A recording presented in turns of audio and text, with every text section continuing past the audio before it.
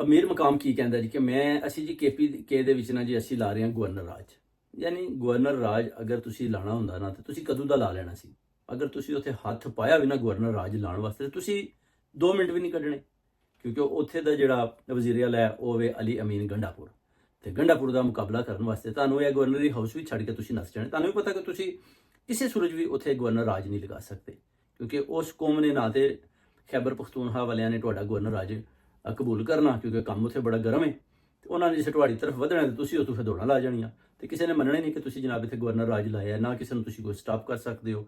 ਤੇ ਇਹ ਗਲਤੀ ਸ਼ਲਤੀ ਨਾ ਕਰਿਓ, ਅਗਰ ਇਹ ਗਲਤੀ ਕਰੋਗੇ ਤੇ ਤੁਹਾਨੂੰ ਮੈਨੂੰ ਸ਼ੱਕ ਹੈ 5 ਮਿੰਟ ਵਿੱਚ ਹੀ ਪਤਾ ਚੱਲ ਜਾਣਾ ਕਿ ਤੁਹਾਡਾ ਗਵਰਨਰ ਰਾਜ KPK 'ਚ ਕੋਈ ਨਹੀਂ ਔਰ ਅਲੀ ਅਮੀਨ ਗੰਡਾਪੁਰ ਦਾ ਤੁਸੀਂ ਮੁਕਾਬਲਾ ਵੀ ਨਹੀਂ ਕਰ ਸਕਦੇ। ਔਰ ਸਿੱਧੀ ਜੀ ਗੱਲ ਹੈ, ਅਗਰ ਤੁਸੀਂ ਲਾਣਾ ਹੁੰਦਾ ਨਾ ਤੇ ਤੁਸੀਂ ਇਹ 1-2 ਮਹੀਨੇ 3 ਪਹਿਲੇ ਲਾ ਦੇਣਾ ਸੀ ਕਿ ਤੁਸੀਂ ਇਹਨਾਂ ਨੂੰ ਜਲਸੇ ਵੀ ਨਹੀਂ ਸੀ ਕਰਨ ਦੇਣੇ।